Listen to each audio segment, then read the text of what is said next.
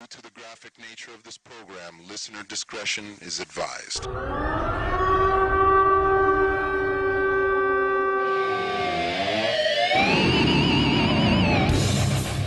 Suplex! City! Limit!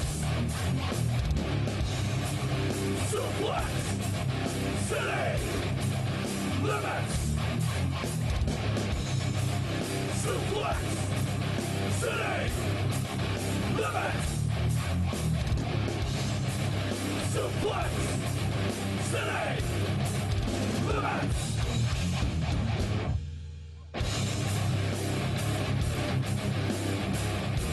With your esteemed host, Jim Bishop! This is where I'm at, and like all that separates me from the projects is a fucking chain link fence. And Tyler Bud! Have anything else to talk about on it? About this show? Yeah. You want to talk about Mil Mascaris more? Suplex! City! Limit! Welcome, thank you for downloading episode 202 of Suplex City Limits for February 23rd, 2019. Smoke 'em if you got 'em. It's your boy, the King of Bong Style, Jim Vicious, and WWE wishes him the best in all of his future endeavors. My co-host. Yeah. Fucking God. I'm so salty. Tyler Fudge. Salty bowls, salty pits, salty attitude. Always with the salty attitude. Suplex City Limits available for listening where fine podcasts are found. You can follow me on the show Twitter at Suplex City Limit. Follow Tyler at The Federation. If you like this show, consider supporting by picking up a t-shirt at Pro Wrestling Tees. You can also donate on Patreon and become a producer like our friends B-Rad Brad, Big Body Sam, Caleb Morganfield, Casey, Plain Vanilla, Martin Corns. That's so weird. We got to find out who that is and what the backstory is that actually what... That's what I said? No, like that's what his name is on the Patreon? Plain Vanilla Martin Corn? Yeah, on Patreon you can put whatever you want in. So, Yeah. I mean, that's obviously with this Max, the 2019 Muskegee interracial intergender orgy at Max's Garage. I don't know who that is. I still don't know who that is. If I was that person, I would gladly just tell you who I was. You know what I mean? I mean, Even if- maybe I do. Sometimes, like, I interact with people on Twitter and then their Patreon, and I don't know, that it's not exactly clear to me who is who. And I'm high a lot, so. Me too. I'm high right now. Yeah. Oh, dude. Oh. I took a Ghost Train haze off the rails into the woods. Dude, I did Ghost Train Haze last night in live resin, me and Travis, and I had a full body high. Yeah. I was fucked. Yeah, dude, Ghost Train haze. I'm glad you got some of that up there. Oh man, it was delightful. In different countries experiencing the same shit. Right? God, what a time to be alive. Isn't it a beautiful time? Yeah. He's not balding. Christopher Spalding, Smack It Down podcast. Check those guys out everywhere podcasts are found. They cover a lot of shit we don't. WXW, Progress, etc. Infamous Chris Savage, Kick-Ass Keith Martin, the Rice-A-Roni Jabroni Tyloni, Insane Ian Jackson, Jumpin' Jeremy Foltz. And you can also donate on the PayPal, Suplex City Limits at Gmail, like Deep in Your Snatch, Cody fucking Hedge. So, this week on the show, we'll take a very brief look back at Elimination Chamber. Tons of news this week. We've watched some Japan. We've watched the Baba show, so that was something. Well, that's most of the Japan I watched was the Baba show. Well, we got that. We've got the top three. We've got some Mark Tank, and who knows what else we'll get into. So let's start it off, as always, as we do with the top three, after a word from our sponsor. Convicted for tasteless advertising, Joe Greed of Westway Ford languishes in jail. Bingo Warrior! Send by my Legion of Warriors to set Joe Green free. Let's boogie! No, come on. How can I ever repay you? With the new car. Like this new 87 Yugo for only $87 down, it's yours for just $87 a month. What a pal. Wow, Westway Ford. Westway Ford. Airport Freeway at MacArthur and... Suplex City. Top three.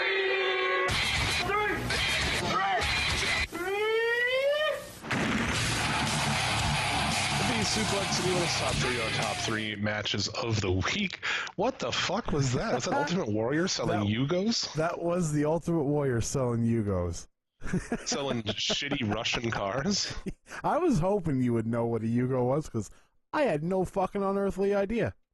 I believe they're from Russia. If not, they're from like one of the Slovakias. I think it's Russia. But there are these terrible, insanely cheap cars that you could buy that were just trash. Maybe from Yugoslavia. I think it's from Slavia. Oh, that makes sense. Actually, goddamn, a bit of clarity there. Yeah, I think they're from Yugoslavia. I'm searching it up right now. Yeah, from Yugoslavia. Well, I said a Slovakia. Same thing. You're fucking spot on, buddy. Fucking A. So yeah, shitty Yugos aside, like what, $70 a month? Goddamn. $89 a month. Yeah. Can you imagine? We gotta get that fucking Terry Funk Ford truck commercial for next week. Trifecta. So, these top three, just our top three. You can have a different top three. That's cool, baby. Yeah, you can. Doesn't mean yours is better. Yeah, I mean, this is just ours. So, let's take it through, man. Well, let's start off with Gargano and Velveteen Dream from NXT television on Wednesday night. This is for the North American Championship, and I didn't know going into it who was going to win, because even if you check spoilers, they did two endings. They ended up going with the original ending, which is Dream winning the title, and which makes sense because with looking like Johnny Gargano's called up to the main roster and it's obvious where they're going for NXT TakeOver, he doesn't need the North American title. How do they film the two? They just filmed two matches? No. After Velveteen Dream pinned Johnny Gargano, he walks to the back and then runs back out, and they do another little spot. What the fuck? Yeah, it's a little weird. It's a little weird, but it does throw you off. Yeah, I like the effort. That's all right. Yeah. I mean, they're trying to keep it a little hush hush. I like that. Yeah, I think Dream is a great decision there. Yeah. Obviously, they just threw all this shit out the window in NXT with what they've done on Raw and SmackDown. But we'll talk more about that, I'm sure, later on. So. Yeah, no, for sure. The match, though, I thought the match was really good. Gargano really, really brought Dream and elevated him. Helped him through it. Just a great match. The crowd was really into it. Obviously, the NXT crowd's always into it, but I was really into it as well. So, as far as North American wrestling goes, Gargano has really been killing it as far as match quality. He's been on top three a ton, man. Yeah, it's hard to argue somebody who has been in our top three more. Like, I wish I kept track. Oh, dude, we should, right? Someone can go back and do that. We need an SCL statistician like Dana Brooke. We really do. Who wants to be a statistician? B-Rad? Yeah. B-Rad looks like he's good with a calculator. You'd have to go back and fucking do them all. Yeah. Fat Superman. Superman. For sure. For sure. I know where you work, Fat Superman. I know you can do this. Yeah, smart as fuck, isn't he? But yeah, remember when Roderick Strong had a run of a month where he was on the top three like every week for a month straight? Yeah. Damn. Yeah. Anywho, good match. Yes, Pac versus Ospreay from our Rev Pro, RPW, I guess you call it, high stakes. This was a 30-minute draw. It had some smoke and mirrors in it, but the action was fantastic. Yeah, I really liked it. I mean, you'd have to be into that, especially in the beginning. They did a lot of that shit that would make, speaking of Fat Superman, he'd be the kind of dude who'd be like, fuck this. They did a very, like, Ospreay Ricochet sort of beginning with, like, the flips and the... Yeah. I thought the ending did get a little convoluted. I understand the story of Ospreay reaching towards people that he's fought before, in using like the shooting star press, the what do you call it? Fucking other moves. Who cares? Who gives a fuck what other moves it was? Either way, I think he went too far with it, and he did like 5 or 6 of them. Like 1 or 2 is cool, man. Like you don't need to fucking just give it all away. Just a little bit. Like who believes Pac is going to get up from a Styles Clash, a fucking shooting star press, everybody's finisher? Yeah, not only is like But I mean, I'm not going to use, because he didn't use his, right? He still had one left that he didn't Yeah. use. Yeah. So I'm going to use everyone else's famous finishers, and this guy's going to kick out of them.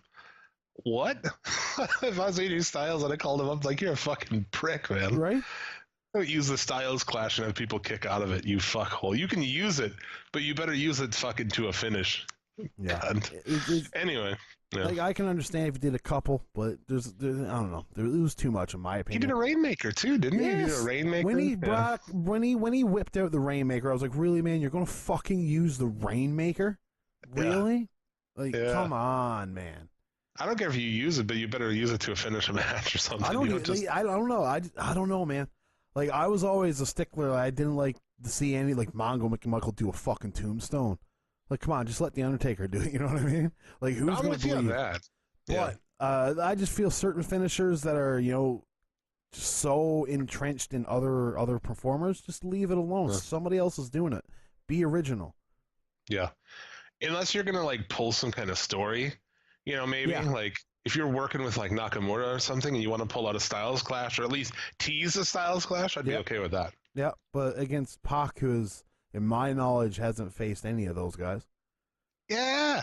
See, that's just it, right? If he's had a match with Okada and either way could have kick out of it or not, that would make some sense, right? Or Styles, too. Yeah. If Styles had beat him with a Styles Clash, you do it on him, but he still kicks out, Yeah. That'd be, I'm with you on that, man. But it was a good match. Other thoughts on this?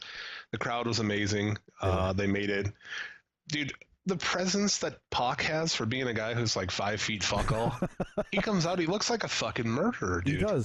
He does. Yeah. He looks like a Jack the Ripper type of guy. When he changed his look with the hair in his face and the beard, it's to me, it's made a much better presentation for his stature.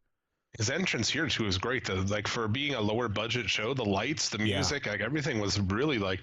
He came out in the shadows and he looked like he was just gonna fucking jump into the crowd and fight people. It was awesome. Yeah, I really did like the look of this show. Actually, I thought it was the ring looked great. I might have to check out. What a great little room, dude. Yeah. I want to sit up on that balcony, dude. Yeah. Up on that balcony looked like a great spot. It's my favorite way to go to concerts. Concerts with that little balcony in a bar. Fucking love it. Agreed with you there, man. And I liked how they did it reminded me of Hogan, actually, where when you have a super hot crowd, just milk that shit until it's not. You know what I'm saying? Like, if they're going to pop for you doing basically nothing, then do it, dude. Yeah, give them that's not being lazy. That's being smart. That was what Hogan used to do all the time. Yeah. Because the first 7-8 minutes of a super hot Hogan match, it's nothing. They're doing nothing. Yeah. Staring at the crowd like, whoa, yeah. Cheer for me. But yeah, really, I mean, Pac is just good as fuck, and it's a really dumb that WWE did what they did with him. Pretty silly. Yeah, and going to a draw. I mean, it's all you could do for a New Japan champion taking on a Dragon Gate champion. Nobody's going to let the other guy lose. But I mean, I thought it told a great story. The ending where Pac, just counted down with the fans because he wasn't. Yeah. It's like he knew he didn't have time to do it, so fuck it. I thought that it was a good heel move. So. All right. Yeah, really good shit, man. Yeah. As we said at the time, they should have moved him up into the main event scene, especially when they had at that time nobody on Raw. But yeah, it would have benefited. But I mean, WWE gonna WWE. Yes. Our next match on the top 3 would be Kento Miyahara, aka Mini Tanahashi, Daisuke Sakimoto taking on Hiroshi Tanahashi and Yoshitatsu. Which Yoshitatsu making it into the Suplex City Limit's top 3. That's a bold statement, buddy. A bold fucking statement. Yeah, he lucked out. He lucked out to having good fucking partners. Yeah, it's true. Three quarters of this match was great. Yoshitatsu. Yeah. And dude, I'm there, man. As you're gonna talk about Tanahashi versus Mini Tanahashi, I'm fucking in for that. Oh yeah. Yeah. They were great together. Because it's the first time they ever hooked up. The whole aura behind it, the crowd felt it. You felt it watching it, that this was important. You didn't even need to know who Miyahara was. And you see the way the crowd reacted to those two? Man, you got 2 stars just colliding. I want to see the one-on-one match with a resolution. Like, I want to see a a 30-minute fucking match between those two. I don't give a shit who goes over. I don't care either. I would love it. I would put Miyahara over, honestly. What?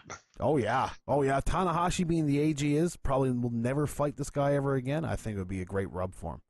I think if you're, if you have Miyahara under contract, fuck it, who cares?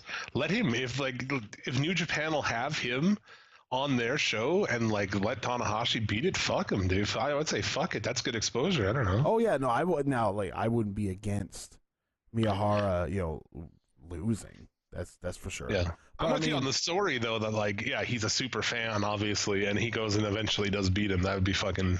I'm with you on that. Yeah. Now, mind you, he's only 29 years old. He's been in All Japan since 2014. But, who knows? Who really knows? Kind of fuck those guys with their allegiance. I'm all for allegiance, but, so many guys, they just never go anywhere. And it's I want to see...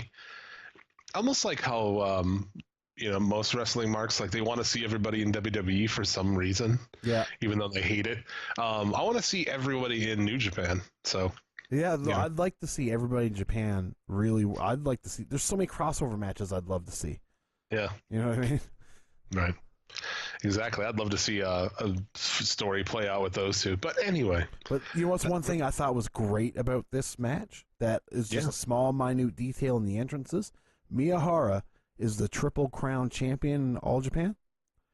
He decided, he actually wore the old school Triple Crown belts instead of the singular one that they use now. I thought that was so fucking cool. Yeah. That's deep ass fucking nerddom reference for you. Yeah. It's here's one for the hardcores. Yeah. It's you look at, you see Kenta Kobashi coming with those titles, fucking Misawa. It's just iconic. Yeah. Did make him look way more badass. Yeah. Oh, yeah. You're fucking right. It's a great little deal. The one around your waist and the two over your shoulder. Yeah. Just looks like body armor. It's great. I get the idea of the one belt, but I would rather definitely should stick with the 3 belts. Well, especially when it's called the Triple Crown Champion. Dig a hit mid-sentence. Because when we were back in the day, I just remember Ultimo Dragon always coming out with all those fucking belts, 47 belts. Sonny Oko is also carrying some of them too. Sonny Ono. Sonny Ono, yeah, Sonny Oko. It's awesome, man. He came out, and you're like, whoever this dude is a bad motherfucker. He looks like a goddamn neon ninja. He's got 47 fucking belts. Signed by WWE, they want him to take his mask off. Got it. Fantastic. So there's our top 3 this week. Do you want to talk about this Baba show? I definitely would like to talk about this Baba show because we both watched it. I didn't watch it all, but I am down to talk about fucking Dos Caras and Mil Mascaras against fucking Kaz Hayashi and Nosawa. Dude, what the fuck, right? Oh, dude. So, I immediately, me and my brother, Travis, who was on the episode a couple weeks ago, you can hear us, blah, blah, blah, Federation. But we were watching it, and I just looked at Travis, I was like, that's fucking Kaz Hayashi with the beer belly. And he was like, that's not Kaz Hayashi. I was like, oh, you're fucking right, that's Kaz Hayashi. You wait till he fucking goes up close. Sure as shit, man, you see his face. It's a chubby fucking little kid, Kaz Hayashi. It was fantastic. But, man. Oh, dude, those guys are so old. What do we say? Mascaras is allegedly 76. No one really knows how old he is because, Mexico Lucha Libre, which I do enjoy. Yes, I do like how everything's shrouded in mystery. But, Jim, the severity of Mil Mascaras' work, I knew that going in. I knew that Mil Mascaras was going to be fucking horrible. Please 76, dude, right. Yeah. But you know what I wasn't expecting? What's that? I wasn't expecting it. No, Dos Caras being so goddamn good for his age. Holy fuck, man, that guy was crisp. Now, I will say, I felt a little weird. He's crisp compared to Mil Mascaras. Yes. And a fat Kaz Hayashi. And a guy that can't work named Nosawa. But at the same time, you looked at Mil Mascaras, and I was like, I feel like if you took off your mask, I'd see a girl that I fucked because of all the cheetah print. It's like, dude, yeah. I fucked girls with more cheetah print. There were as much cheetah print as that. Yeah, so does Corey Graves. Oh! Oof. How's your kids? Without you. Oh, man. But yeah, why was he wearing like weird cat print fucking pajamas, man? I guess that's just what he was wearing. I guess. It wouldn't be the end of crazy costumes on this show. Did you see Freddy Krueger in that death match or what? No, I Dude, didn't. there is an 8-man like death match, the one with Onita, right? Okay. What? He had a fucking retirement match I watched last year, man. What the fuck? Fuck out of here. You think he's going to retire ever? God He's damn it. Japanese Terry Funk. I'll never watch another Onita retire match ever again. Maybe twice. I feel like I've watched like 3 or 4 of those motherfuckers by now. Here, do I have a picture of fucking Freddy Krueger? I don't. I still deleted it. Anyway, okay. There's a dude, he's Freddy Krueger, dude. And he's in that match. He's like putting people into tables and shit. It's very weird. Freddy Krueger's usually in my dreams, so seeing him out in the real world, that's a little weird. It was weird, but it was pretty fun. They threw each other into barbed wire and people bled and shit. Good fucking time. Usual par for the course. Did you watch the Abdullah the Butcher tribute stuff? I seen a little bit of it, and You got then I bored, was for just sure. like, I can't watch no more of this shit. They wheel out Abdullah, Suplex City Limits Hall of Famer Abdullah the Butcher, Yes. and personal childhood favorite. They wheel him out in some kind of Mad Max like wheelchair. I suppose the Japanese don't really have many fat people in wheelchairs. Like, I've never seen a wheelchair that looked like that. It was like rudimentary and it was fucked. It had like shopping cart wheels on it. Shit. They roll out Abby the Butcher like a fucking glorified shopping cart. And seeing him in that like bathrobe thing too and on top of that, you know what I mean? It was just like, wow, this looks like. Did you see him in the? Did you see him as the other shit he was wearing like before the show? No. The rope was an improvement, dude. No, I didn't. Was he probably just wearing a fucking greasy stained T-shirt tucked into some old man slacks? He just had like a big shirt and slacks, yeah. And his gut is so huge, dude. Was it sticking out from an under? Like, did you have little Abby belly coming out from under the shirt? No, he didn't have that. But he did look fucking crazy. But I actually really liked it. They brought him out, and it's like, here's a novel idea. Paying tribute to people while they're still alive. That's let him experience the pop. Maybe it'll keep him alive 5 minutes longer. But he seemed genuinely moved by it, which I thought was cool. Oh, here's that picture. Yeah.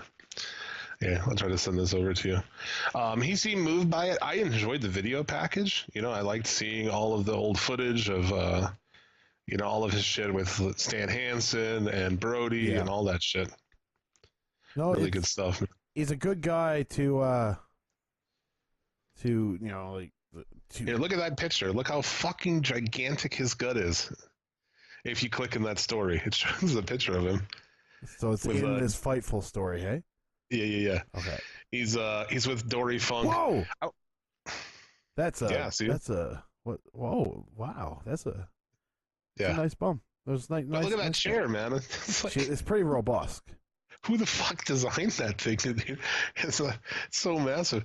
But yeah, Dory Funk Jr. looks so old. I wasn't sure if it wasn't Dory Funk Sr.'s corpse, actually. I was like, did they do a voodoo ritual on his grave and bring him back from the fucking dead? I don't know. It might be. I'm not sure. Well, and then you look at fucking Great Muda over there and still looks young as fuck. Yeah. Stan Hansen comes out, Tiger Mask. They all did, they all posed for pictures with him, and then they will show him on the small screen watching the video package. And I thought it was awesome, dude. I liked that whole thing. Yeah, no, it's a cool thing to do. Yeah, it's a novel idea. You'll never see the WWE do anything like that, though. Put some old men in the middle of that ring, no way. The video package at the beginning of Baba, but what was with the music, dude? The music was like this really old-timey, goofy shit, but I don't know. It could have been his favorite song, man. Who knows? But yeah, there's a lot of shit on this show. What else did you have? Anything else to talk about on it? This show? Yeah. You want to talk about Mil Mascaris more? He is old as fuck. Oh, dude. the shit those guys did looks corny as fuck, man. It was bad. Like, it was really bad. Like, that crossbody at the end, holy fuck. Oh. That was dirty. He's 76, man. A 76-year-old man did a fucking crossbody off the top. That's pretty impressive. Yeah, well, you know what, man? I want to see a 76-year-old man do a crossbody off the top well. Yeah. That's what I want to see. Why wouldn't you, like, put Dos Caras on one side with a new guy, like a newer, young luchador, and then put him on opposite sides, and maybe they do a little bit of shit, but it's mostly the young guys. Like, you put a 76-year-old and whatever the other motherfucker's, like 67 or something. You put him on a team, like, god damn, man. I mean, it's a concept. What is it with Mexicans in that? Honestly, I don't know. Like, is it something they in the will water? wrestle until they're like 1,000 fucking years old. They don't give a shit. Or is it just like, I need to because I'm in Mexico and I have no idea. Not that good or whatever. I don't know. It's just accepted there. I mean, like, I understand it. Nostalgia is really big for them, so. But I'd rather see those dudes do stuff, but I don't need to see them wrestle. I don't need to see 76-year-old Mil Mascaras wrestle. No, it's like, Mil, just let me see your face. Yeah, get the fuck out of here. So yeah, there was that. From there, you want to move into all of this week's news? I mean, it's we could if you want to. This week in the news, loads of people released from the WWE and loads of people called up. Over to you, Jim. I'm Jim Vicious, and this is news to you. Let's talk about the releases to start. All in one day, TJP. They officially announced Hideo Itami. I thought that was already done, but whatever. I thought it was too. And Ty Dillinger also released all today. Arn Anderson. Yeah, what happened with that? That's kind of weird. Yeah, huh? apparently, because like TJP he didn't ask for his release. He was just released. Arn Anderson. Sure? Yeah, that was the what I seen. I seen the report was that TJP was actually cut, not released. He's been bitching on Twitter like constantly for like 3 months now. So Jesus Christ, I mean, he's TJP and he had 16 matches last year. Like, dude. Fuck, dude. Like, come on. All right. Yeah, I hear you, man. But like at the same time, too, you got Arn Anderson who was let go. I guess just they got different producers now. They got Abyss and all those people. And, hold on, let's get rid of Arn Anderson. Yeah, as a let's producer. Replace him with Abyss. I know. With Sanjay Dutt. Yeah, I know. It's weird. That seems a little off. But yeah, see, this company's for real lost, man. Yeah, they are for real fucking lost. After watching this week's Raw and SmackDown, I came back because I had to see this. Yeah, they're really fucking lost, man. Yeah. But yeah, TJP, you can't say he got caught really because he's been bitching on Twitter, basically asking for it for like 6 months now. Yeah, I know they finally gave it to him. You know what I mean? That's probably how that went. It's like they're looking at it. It's like, you know what, man, get him out of here. Interesting that this time is up. The 90-day no-compete is up right before really? The AEW show, as far as I'm aware. Even Cody has come out and said that Ty Dillinger would be a asset to any company, and they were a tag team in OVW, or I think it was OVW or FCW, one of the two. So like, for sure you'll see Gavin Spears or whoever the fuck his real name is. Ronnie James Dio has the AEW. Ronnie Dillinger. Ooh, yeah. Holy diver. Fucking, I guess we got a closer. But yeah, dude, I think he, I wasn't even a big fan of him, but we said from go, he came in, it's like, do something with this guy. He's over. Yeah. Do something. And they literally fought. I remember. Tooth and nail. Tweeting out something one week, and it was just like a picture of Vince laughing, or a GIF of Vince laughing, and it was like, let's see how long these people keep chanting 10. I think I remember that tweet.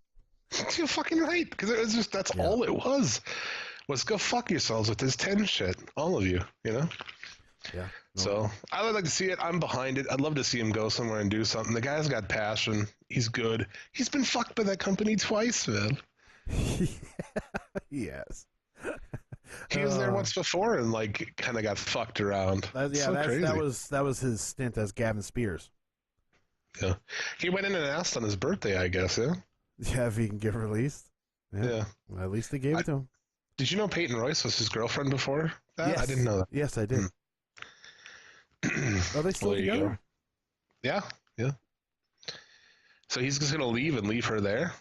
Yeah, she's gonna get fucking tag teamed. See, exactly. Fucking Graves or Tom Phillips or somebody's gonna try to fuck her, dude. Yeah. Graves. Yeah. I'm sure Graves has fucked all of them for sure. Well, let's talk about that. Graves, it came out a day before the pay-per-view. Graves and Carmella have been fucking boning. Yep. His wife, still, let's not forget that part of this story. His still current legal wife tweeted out that he was cheating on her and posted a picture of them with their kids. I was like, cold-blooded. Yeah. After the fact, he says that they were separated. He doesn't even live there anymore. They're in the process of divorce. If that's the case, whatever, I guess. But yeah, and then he also said to Carmella, "I'm gonna come on you like nobody's ever come on you before." There you go. But did it start before they were separated? Fucking probably, dude. Of course. Come on, dude. I have a dick. I know this shit. Yeah, like that's just how the game works, bro. Yeah. It's also a good time to have a bit of a PSA. Dude, don't cheat on your chick, man. It's shitty. And it's fucking ape-like. It leads to bad things. Don't do it. That's fair. That's fair. Yeah. It's just a shitty thing. It's like, and don't get me wrong. I mean, I cheated on a chicks while fucking other people's wives and shit, like legit, man, So, but I learned from these experiences, and I can tell you it's fucking stupid. And one of my homies killed a man for fucking his wife. So think about that. Yeah, no, that's one thing. Man. Yeah. Anyway, can't say I've never cheated on a girl in that way. I've made out with a chick while I guess you can call that cheating, but I don't consider that really that bad. But I mean, so just break up with her, man. And move on if that's what you want to do, or just be single and fuck all kinds of broads. Yeah, exactly. Exactly, guys. Yeah. Anyhow, I mean, I don't know. I feel like we maybe left these releases prematurely. TJP, what do you see? Where do you see all of these people going? What do you see? TJP, I can see going to Impact. I don't know why. I guess because he was there before. I don't really see TJP going to All Elite. I really don't see an upside to TJP other than the fact that he's a good worker. You know what I mean? I thought he did a pretty good job, but both of the characters that he did, which was like super white meat babyface, and the weird heel fucking bratty bitch that he was, like, they weren't really good. He didn't, I don't know, I think he did a pretty good job with just shitty material. It's very possible, but at the same time, AEW already has their little bratty bitch, right? So like they got MJF. He's bratty as fuck. He's not going to do that character better than MJF. So I don't know. I wouldn't see TJP going to the AEW, but I could see him going to Impact. Gavin or Ronnie, whatever you want to call him, is I'd assume going to AEW. I can't see a world where he doesn't go. Yeah, I think that is, and I think he's a good pickup, dude. A lot of people still want to cheer that dude. Can he do the 10 thing? I imagine he can. You can't, in my opinion, register a number. You know what I mean? I mean, he can come out and put his hands up and see. I mean, they can't fucking. No. Who knows? They get a lot of crazy shit, but if he can come out and do a 10 thing, dude, it's done. Like the fans of the people who like AEW, they want to do the 10 thing. They were the people doing the 10 thing. Yeah, I mean, could they like there was the magazine Perfect 10, right? So like old porno mag. Yeah. So like, could I don't know. Like, does the WWE even really own a trademark on the Perfect 10? They claim to own some kind of fucking too sweet. Yeah. So who knows? Anyway, I see him going to AEW. I would like to see TJP go to New Japan, obviously, but that's not going to happen probably. Maybe. Who knows? Yeah. Do you put that guy under a mask somewhere?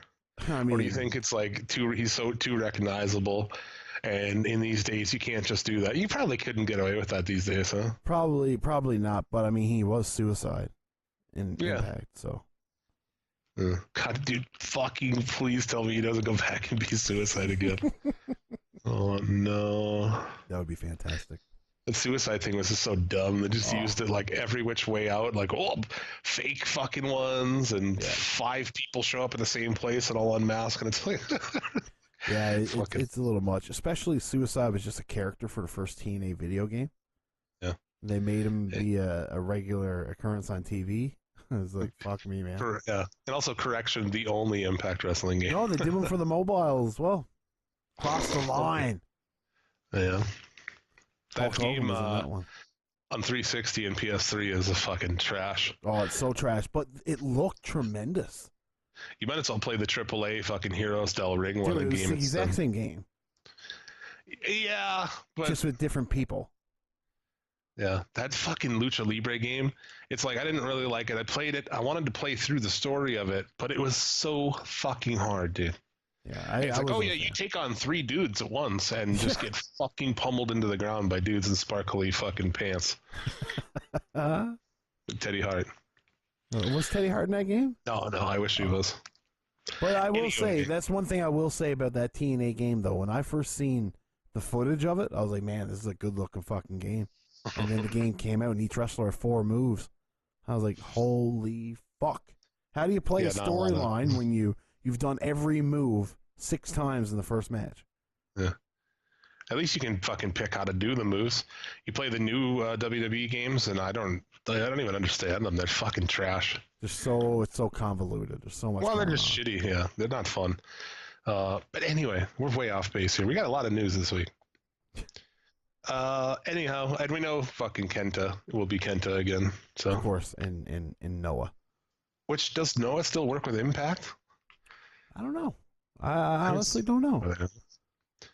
The people they really use, like Ishimori and shit. And they used Ishimori since he's been in New Japan. He was Bone Soldier on the last fucking show. Right. Anyway. The Thor actor, Chris Hemsworth, set to play Hulk Hogan in a Netflix film, dude. Yes. What? This is Come wild. on, man. Yeah. It's a film that's only looking at his early days and his rise to the top of pro wrestling. So we won't get Chris Hemsworth fucking a chick and complaining about how his daughter is having sex with an African American. So I mean, lazily and poorly fucking him broad, yeah. Yeah, with his bad back and shit. Yeah. I just, dude. Okay, so that Fighting with My Family movie, it's like, it's got 90% on Rotten Tomatoes, and I guess by all accounts, it's successful. Do you know how it ends? I don't. I've been trying to. I don't. Like, what's the last scene in this movie? In the Page movie? Yeah. Could be just like a splotch of white covering the screen. And it's like to be continued. On Pornhub.com. Is it like she has her first big match in WWE and that's it? Could it be she breaks her neck? I'd say it's probably she wins the title on her first night on Raw. When did that happen? That like, oh yeah, we're gonna make movies about people now, and we're just gonna leave out all the bad shit at the end. What the fuck is that? They've been doing that for years, Jim. Fluff pieces.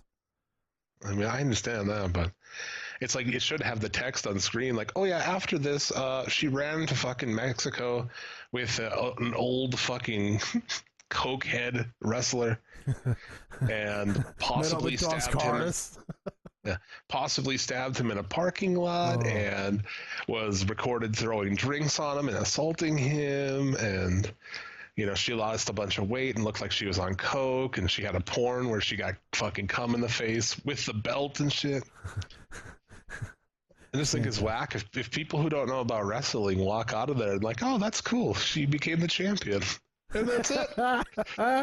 It's like, motherfucker, I want you to know what actually happened. And like that Brad Maddox stuff happens in between that time. So like, yeah, put it up on text. Yeah, just like have a side story where it's just like her, Woods, and Maddox just railing each other. If you really want to get PG-13. Like, in the years that follow this movie, she started a fucking sex tape with an interracial three-way. Yes. Yeah, well, whatever. What else we got this week, man? Well, okay. No, this. Oh, the Hogan thing. Yes, the Hogan thing. Do you think Chris Helmsworth, like body-wise, sure, he could do Hogan. Yeah. But to me, he's a little too fucking pretty in the face to be Hulk fucking Hogan. Terry Bollea. Yeah. I don't know, man. Couldn't we get like a realistic suit these days? Couldn't we get like somebody who's a really good actor and then just put him in like a muscle suit, like fucking Ratha Khan?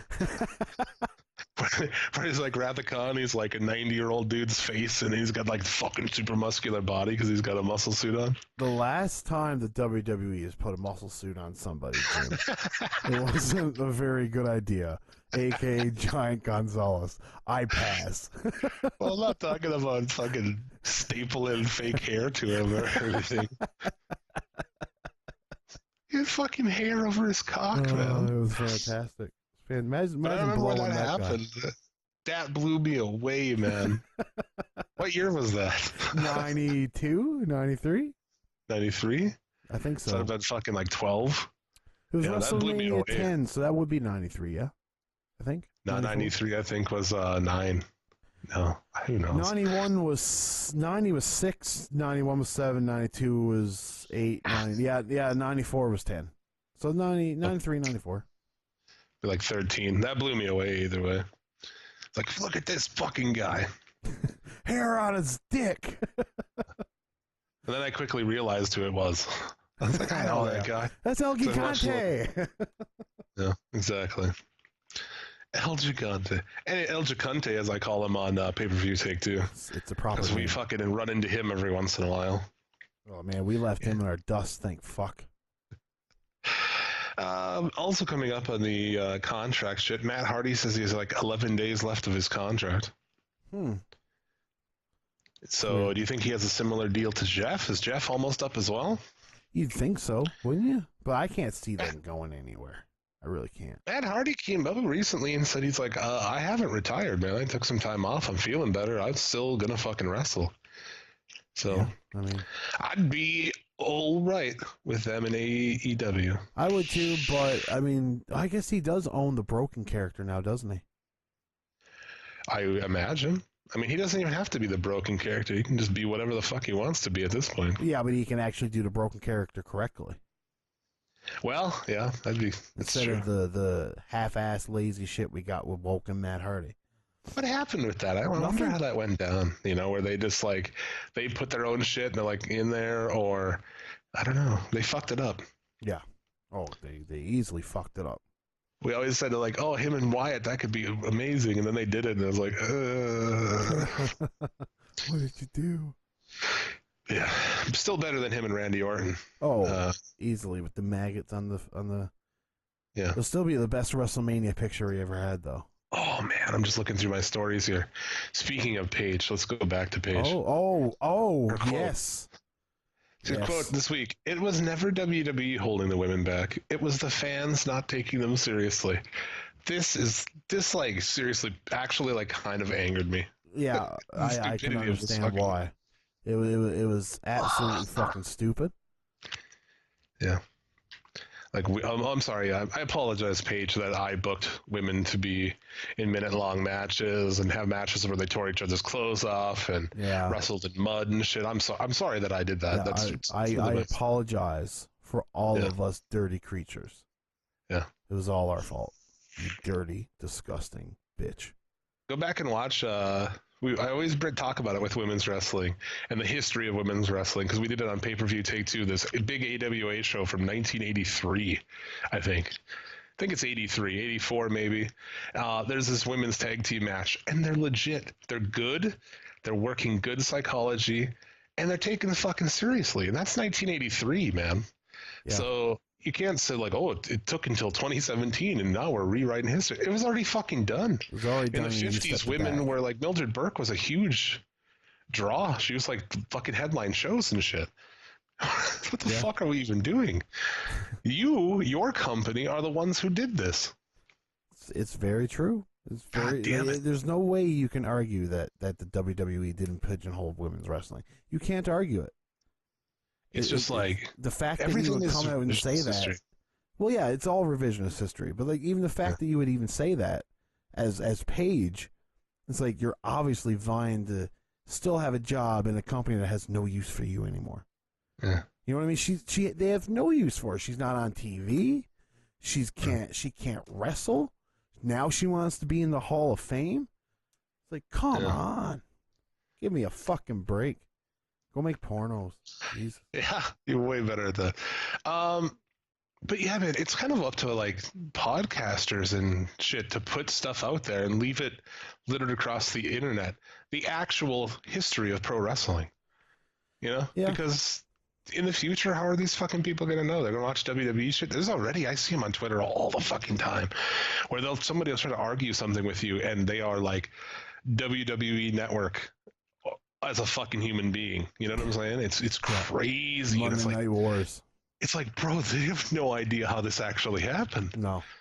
And if people now don't know that shit, what's going to happen with people in 20 years? Holy shit. They're like just getting force fed whatever things fucking Stephanie McMahon comes up with.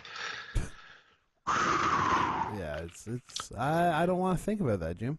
They kind of became the stewards of pro wrestling history, and they have just handled it in the most shitty, carny McMahon way of possible.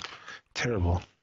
Yeah, hopefully, I don't know, maybe one of these days Vince will die and something will happen. I doubt it, but I mean... Or he'll outlive us. Fucking probably going to outlive us. His mother's still fucking alive, Jim. Like, he's going to be alive forever. Mm. Or at least I think When's the last time you think he saw her? Oh, maybe 87. Does he not visit his mom? I think I heard that name. I don't know. I have no idea. Maybe it fucking pisses them off to see her so old. It's like, hate old people. Yeah, he is an old person. But yeah, that line from her is just, we don't have like a dumb tweet of the week or something. Maybe we should. But if we do, that's Dumb it there. cunt of the week. Yeah. Just a few interesting little things. Chris Jericho claims that Impact made him a mid-7-figure offer for 4 matches. What? What? Yeah. Like $5 million? That's mid-7 figures. I don't know what that's supposed to mean. Yeah, I mean, that definitely is, right? They haven't even turned a profit yet. They got 12,000 people watching their fucking show. It can't be true. I mean, I don't know what he's trying to say. I don't think so. That's what he said. That's his quote, though. How? How would they? How could they even justify it? I don't know. $5 million for 4 matches? That's pretty fucking weird. That's a Brock Lesnar deal if I ever heard one. Yeah, I don't know. Impact, man. Fuck. I heard they're throwing around money right now, but they haven't turned a profit in forever. They're not making any money because where would you make money? Yeah. You know? Yeah. I mean, I don't know what's going on. The adage goes you got to spend money to make money, but yeah, when do you stop spending money on something that's never made money?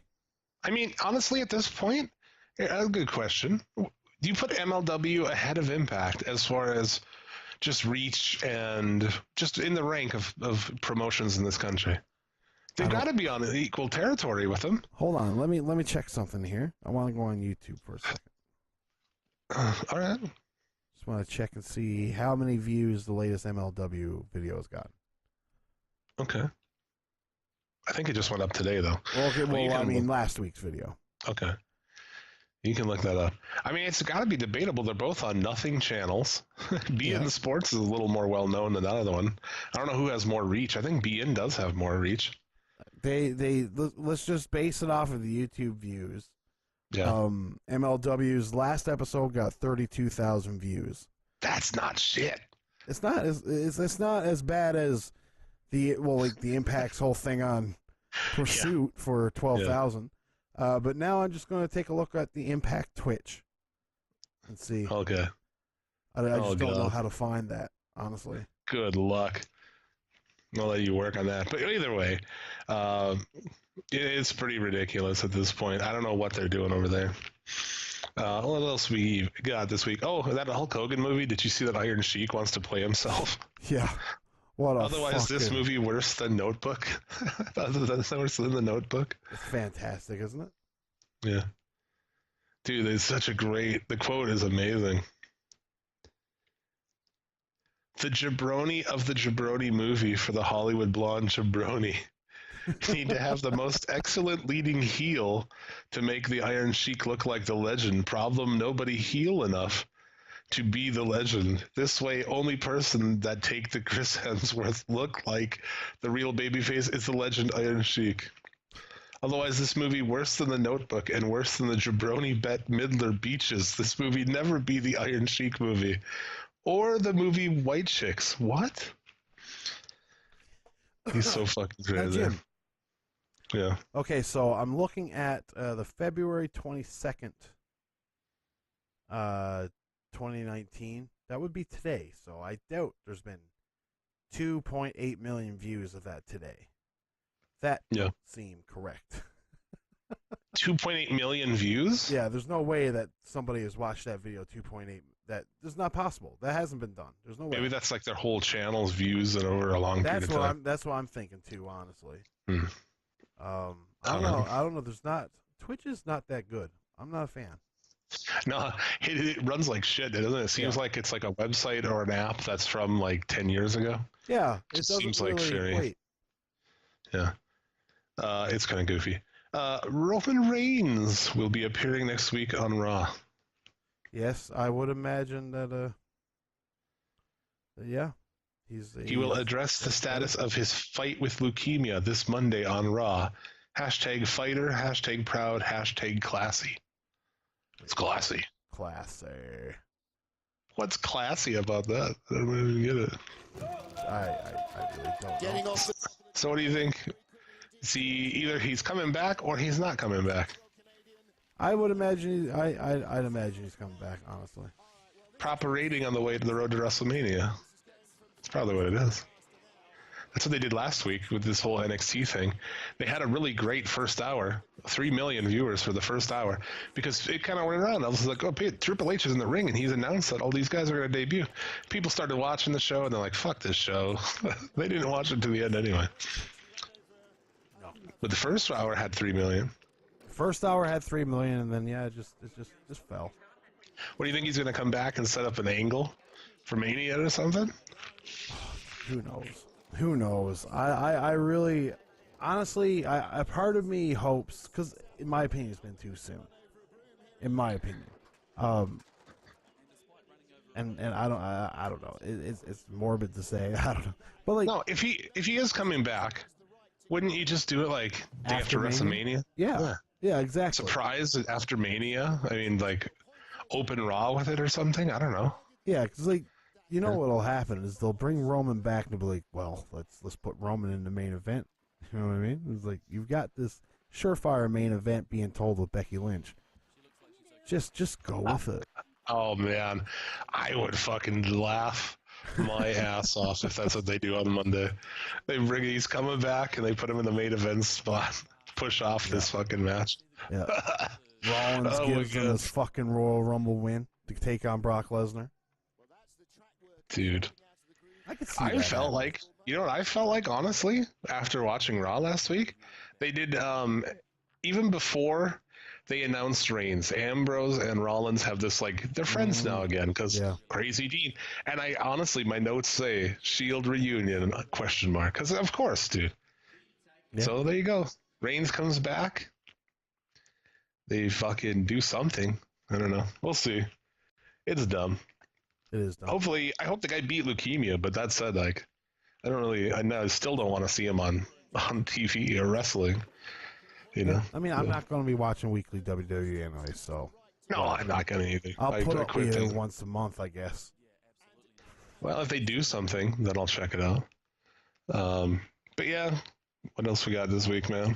Have you heard Chris DeJoseph say that personally he thinks Lucha Underground is dead, but he hopes it's not? Yeah.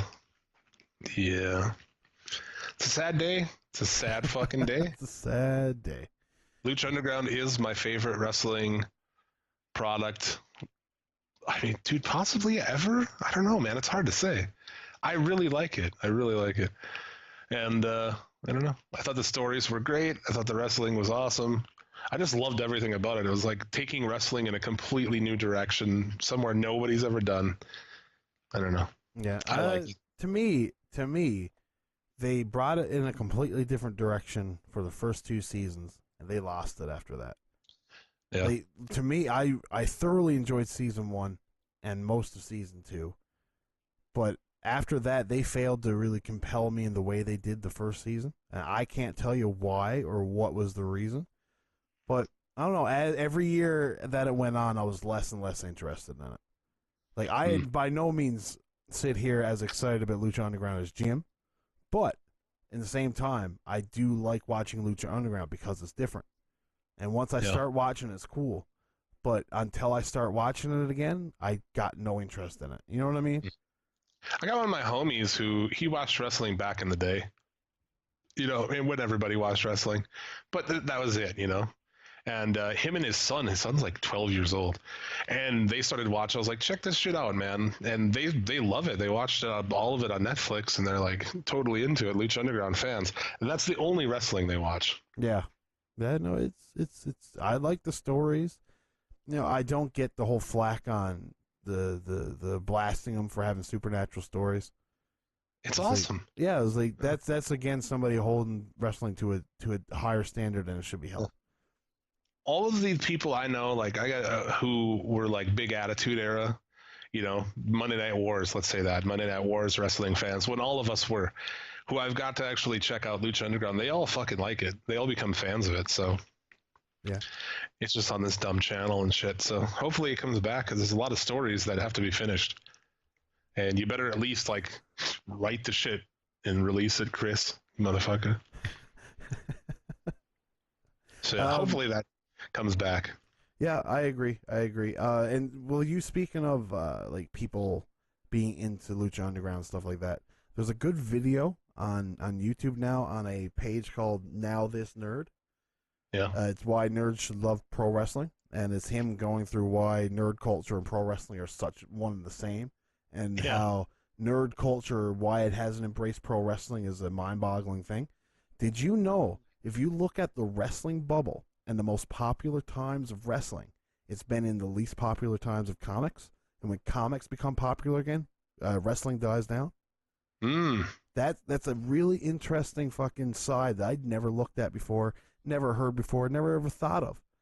But I got that video here. I'm gonna watch that later. It's fucking good. It's fucking good. They talk about how when comics were dying down in the Bronze era of comic books, that's when Hulkamania started, and then the Silver era came out when the WWE died down again, and then when that died out, WWF came with the Attitude Era, and then after that, comics has reigned supreme since then.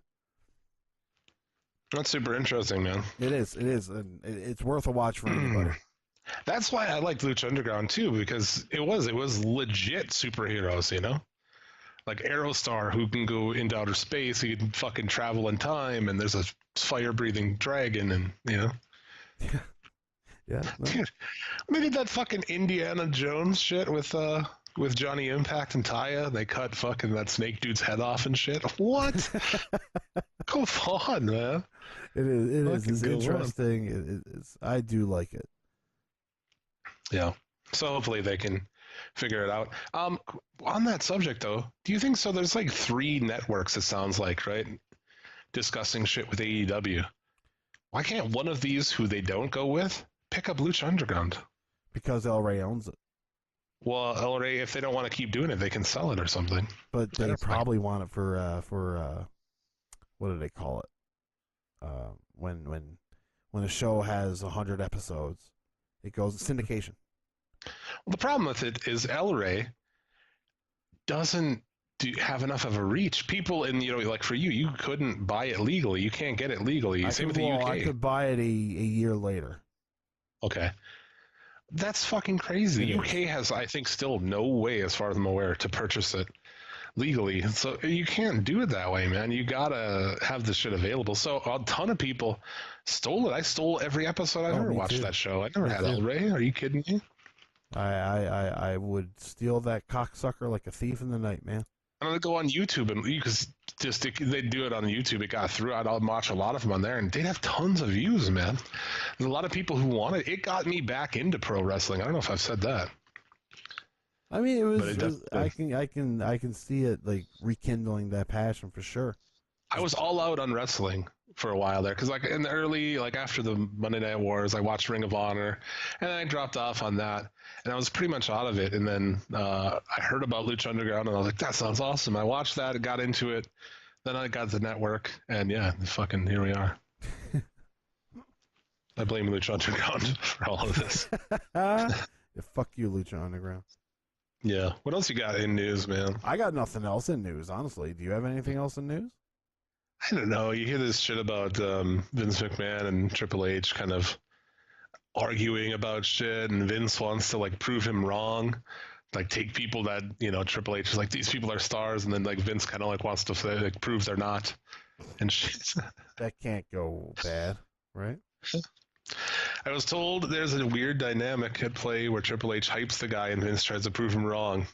In this case, Vince wanted to put the NXT call-ups in a hole and test them to see if they could climb out of it.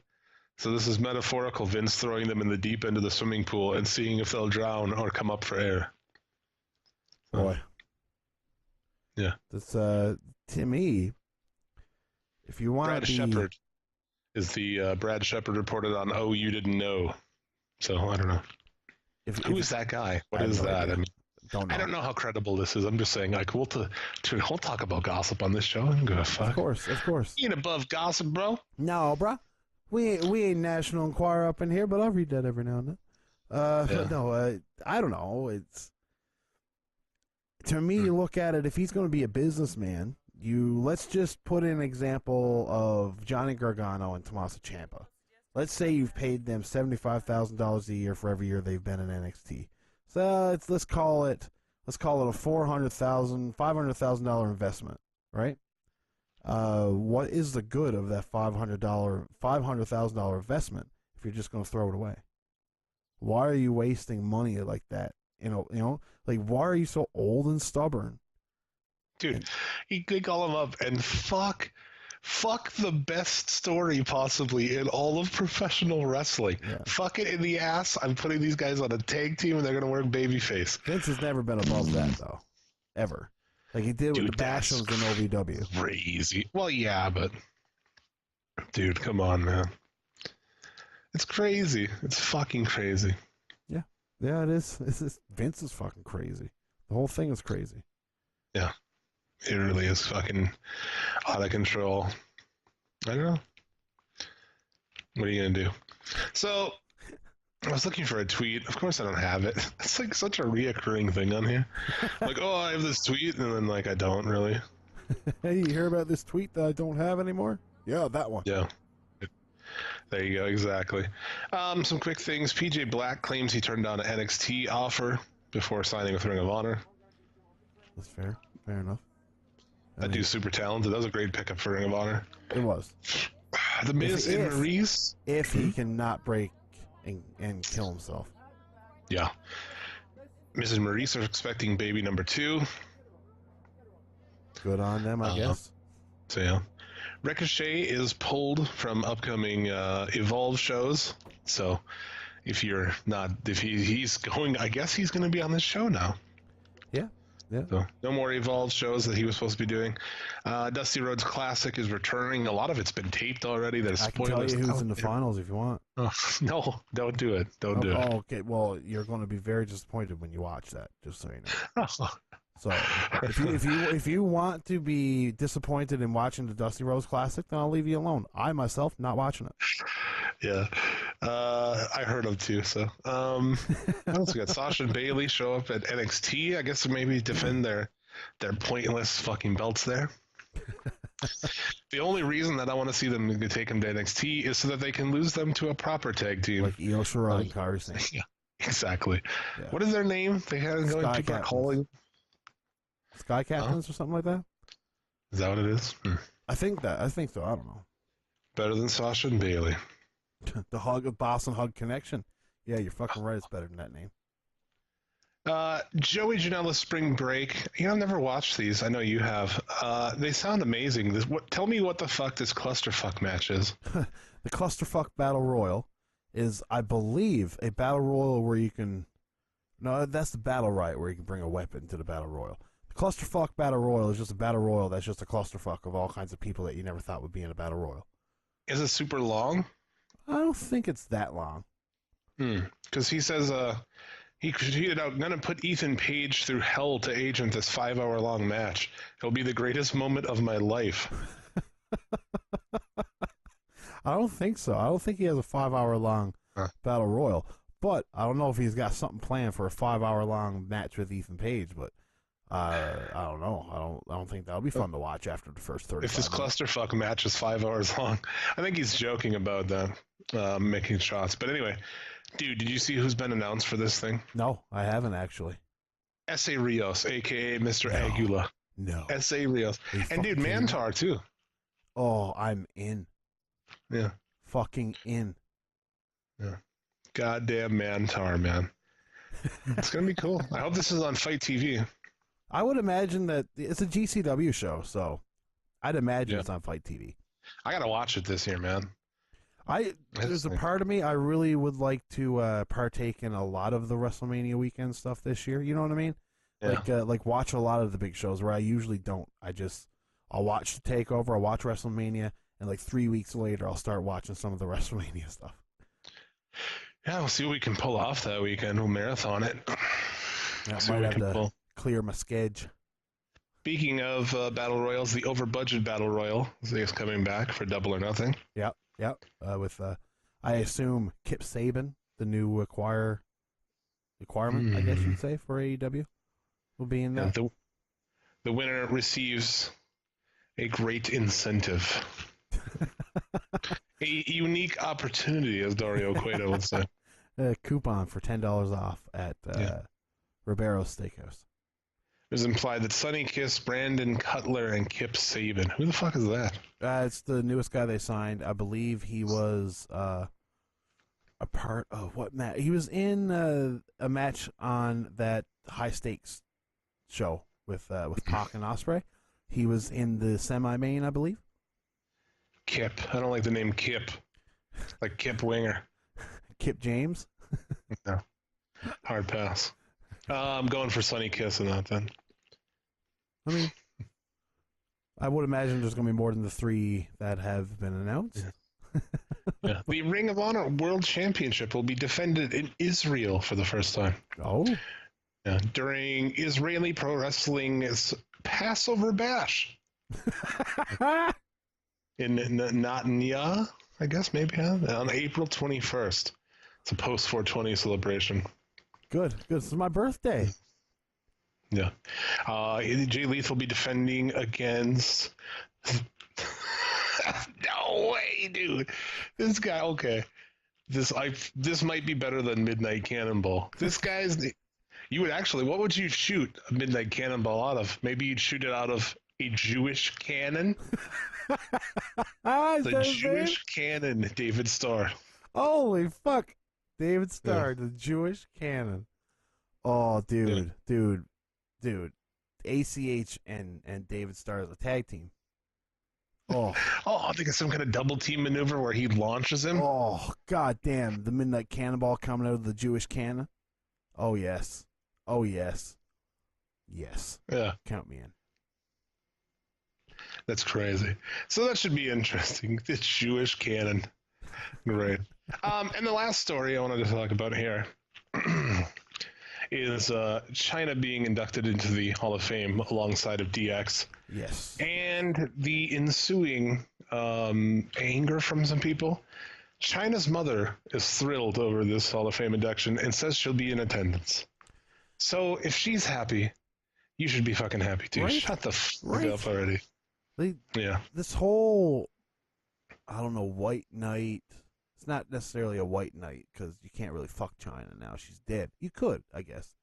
But, I mean. Why would you? Right, exactly. Why would you? Why would you before, let alone now? Hell, Ron Jeremy fucked her. Did he really?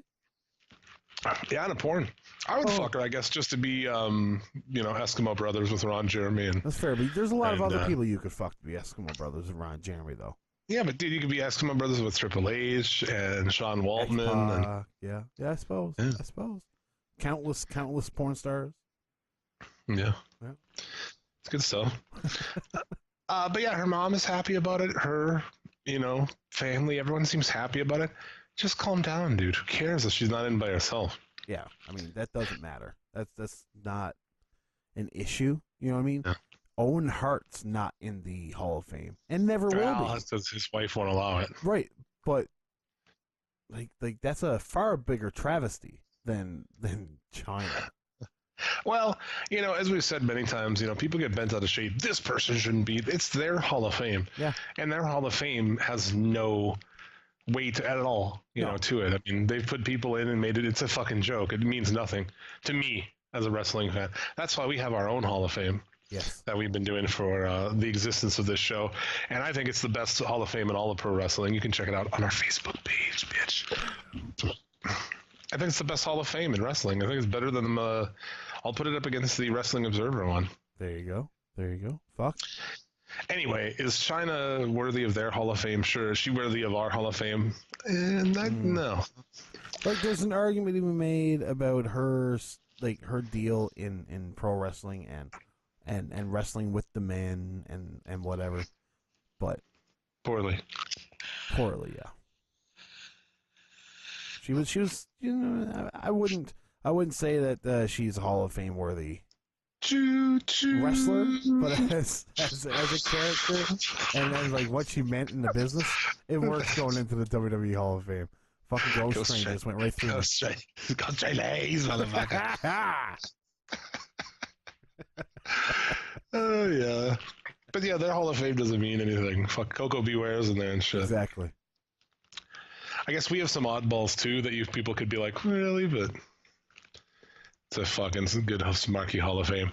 Oh yeah, but DX. I mean, it's whatever. I'm not a big DX guy, but Billy Gunn being in the Hall of Fame is fucking weird. Yeah. Like, do you think that guy's a talent worthy of being in the Hall of Fame? I don't. No. The one Billy Gunn. Yeah. The only person of that whole group that's in our Hall of Fame is Shawn Michaels. Although I do expect Sean Waltman to get into our Hall of Fame. Yeah, I can see that with Sean Waltman being the. You know what I'm really excited about? Getting in and starting to see Sean Waltman in the WCW portion of our arc. I'm very excited to see that. That's coming up fairly soon. Yeah. You're gonna have he's gonna show up for the Hall of Fame with his emotional support dog. That beady-eyed fucking dog. Yeah. Which, like, side note, dude, fuck yourself with all that stuff if you're one of those people. The whole like emotional support animal, like, oh yeah, I gotta carry this. So I gotta have this giraffe with me because my dad didn't come to my baseball games. As a kid, so now I need to have a fucking shitty dog. I was in the grocery store and these motherfuckers were in there with it. They weren't blind or anything either. They just dickheads with a fucking dog. Oh my god. I fucking want to kill you. I want to fucking kill you, honestly. Do you have an irrational hatred for animals? I don't. Did you see me arguing with people about chickens or something this week on Facebook or no? No. Oh. The city across the river, where I was born, I let people have chickens in their backyards. Like, fuck off. I don't want to hear chickens, man. Yeah, no, that's a little much. There's no need of. I don't hate animals either. Like, I like dogs, but like, I don't want to hear a dog bark when I'm inside my house. Like, that's bullshit. I shouldn't have to deal with that. Why do I have to deal with that? I don't have a dog. I'm not making any noise. Yeah. Like, I don't even complain about your fucking loud kids and shit. I'm so happy in winter. People are like, oh, I can't wait for summer. I love winter, man. I hate winter because there's no so shitty much. Ghetto kids running around out here screaming and just fucking about. I live hood adjacent, dude. There's a chain link fence between me and the hood, man. That's a line I wouldn't want to cross, man. So this is her family, her mom and sister came and picked her up and took her back to the homeland this week. I'm bacheloring right now. I'm on like day 2 of 8 of solo gym. pretty fucking great. Anyway, they're driving over to our apartment, and they're like, "Oh, look at this! Like 4 cop cars here." And both at the same time, me and Mrs. Fisher's like, "Yes, that's normal." That's a part of the accoutrement. It's like when they shut the street down, then then there's something to be concerned about. The cops were in the package that we got when we. I don't see a SWAT team. I don't see blockades. It's cool. It's nothing. That's something though. I went home and had to pass through a SWAT team once. That was crazy. Yeah, that's what we're doing. That's how we live down. It's how we live in. Yeah. Live in hood adjacent. There's only one level down to go in my life. That's moving on the other side of the chain link fence. You've slowly pushed yourself against it. This is where I'm at in life. I'm 37 years old, and I'm fucking all that separates me from the projects is a fucking chain link fence. I don't know. Anyway. Fucking leave it alone. Be happy China's in the Hall of Fame. I have nothing else. It was a long news segment. That was a lot of news. That's what we're doing more now. Exactly. And guess what? We got Raw into that news because Raw was an abysmal show. We talked enough about that. I watched it for the first time since November. Yeah, what'd you think? Oh, fuck that show, man. Dude, worst crowd ever. Oh, the crowd was horrible. Absolutely horrible. Lafayette. Yeah. Laugh at your the state of your crowd, mate. Oh, dude, it was fucking ridiculous. But mind you, the whole show, I as well listened to Jim Cornette rip the shit out of the show. Dude, did you listen to that? Yeah, this week? I did. It's eye opening, really. Some of the stuff. Did you enjoy it? I did enjoy it. He says things that I hadn't even considered. I suggested whether you like Jim Cornette or not. Amazing. Yeah. Like you will learn shit about the business, and you will be smartened up to little things that are like, holy fuck, man. Yeah. Even if you know a lot about it, I feel like so. Yeah, no, I went into that and listened to it, and there were so many things that just was just like, oh wow, I never even thought about it that way. You know what I mean? Just good nuts and bolts fucking structure of pro wrestling shit. Yeah. Just things you do, things you don't fucking do. And you know what? The time's never changed on a lot of that shit, man. No. There's still the nuts and bolts things that you should do and you shouldn't do. And, yeah. You're telling a story between good and evil. Look, you tell me where movies have changed over the years. A shit movie is still a shit movie. A good movie is still a movie that's told well and pays attention to the little details that WWE does not.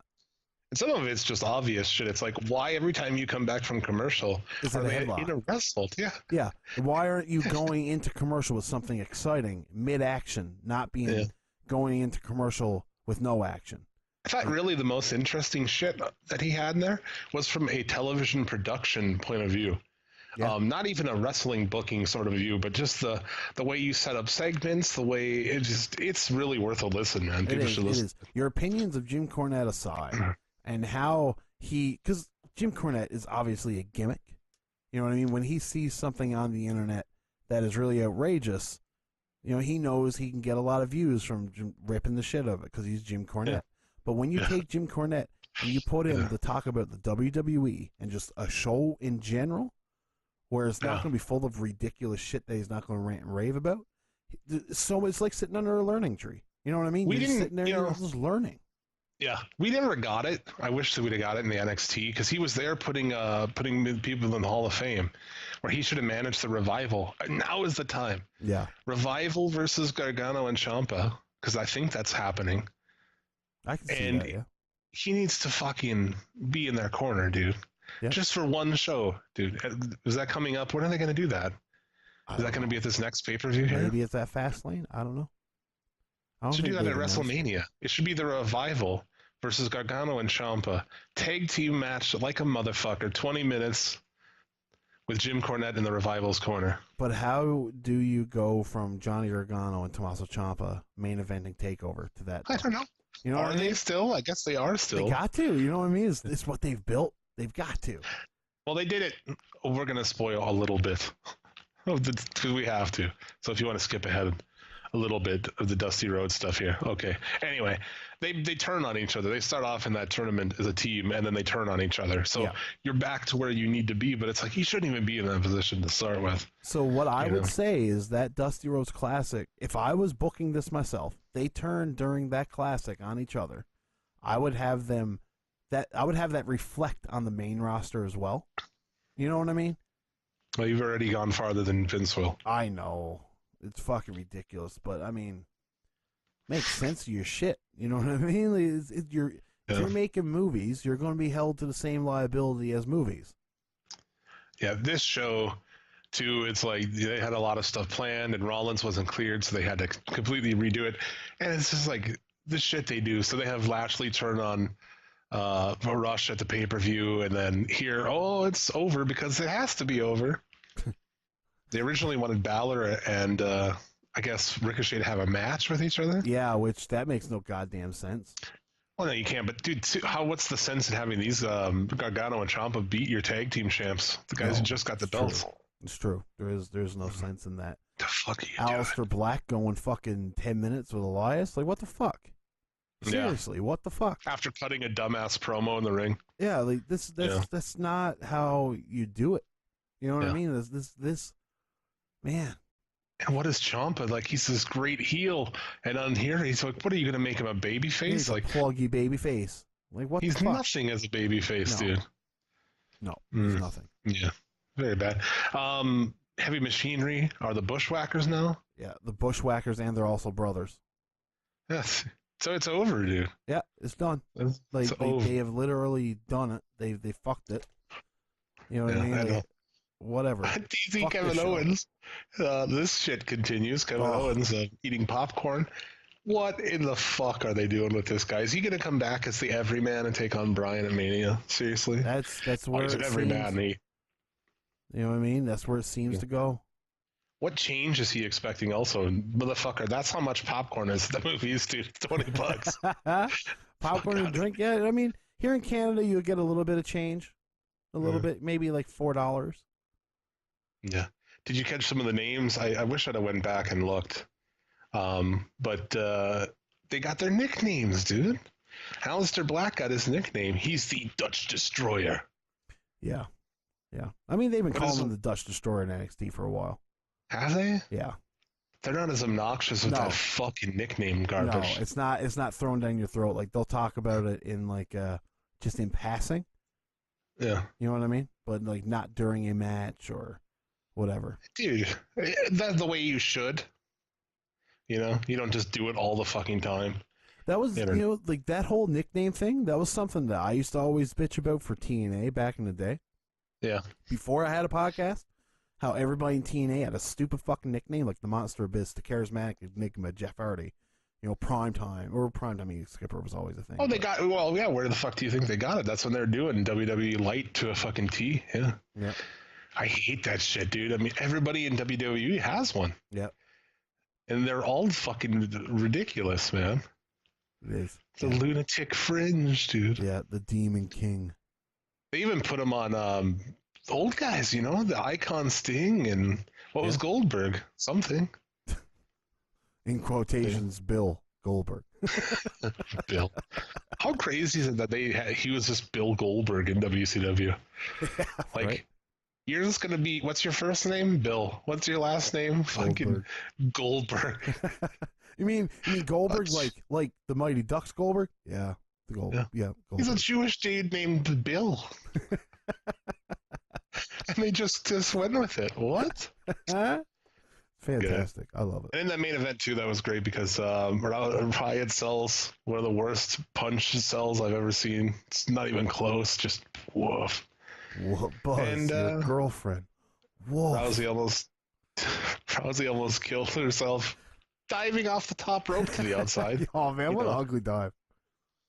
Because that makes sense. I'm not going to sit here and pick this show apart. It was terrible. Yeah, I'm done talking about Raw. I've had enough of that. Well, we don't usually do it, but I was like, well, we fucking watched it, goddammit. Now, let's mind you, I only watched for the NXT debuts. That was it.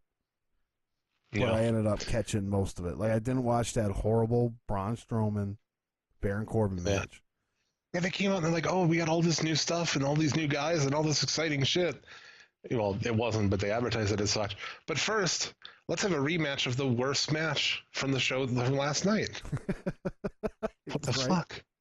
But yeah, some people were mad. A lot of marks this mad were really mad about this week. Sorry, Ghost Train Hayes. We're mad that Asuka got beat by Mandy Rose.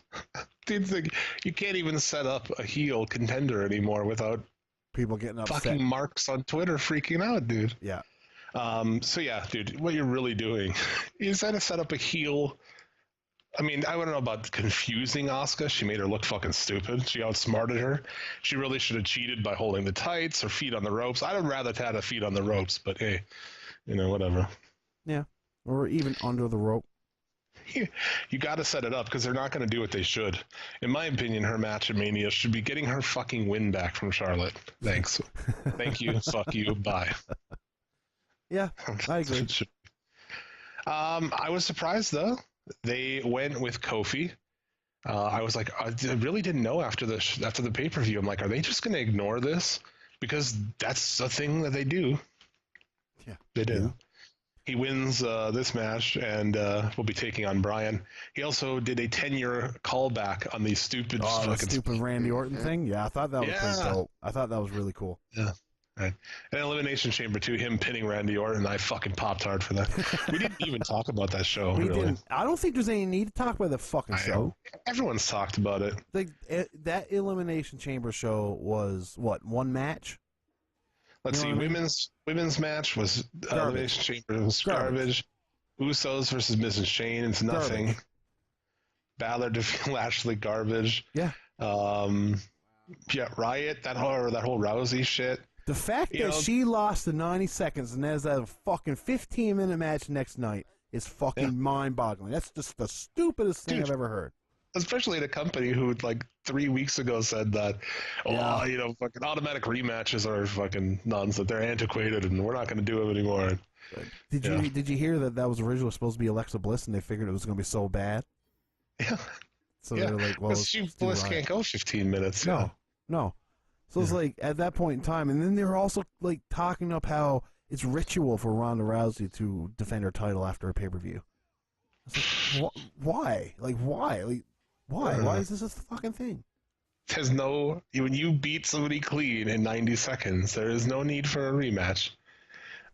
Period. I could book one, but I'm not going to do it here. I feel like I could book that properly, but yeah. Of course you could. You can have some rigmarole going on in between, but like, when you do like when 1-2-3 Kid beat Razor Ramon, right? Yeah. He beat him in a minute and a half, but it was such an upset that they, of course, had a rematch. Yeah. So anyway. So I guess the only good thing I thought really was Becky fucking people up with a crutch, like legit smashing the shit out of those broads. That was awesome. That was dope. That was great. And then the last 10 minutes of the Elimination Chamber for the men. Kofi and Bryan. That's it.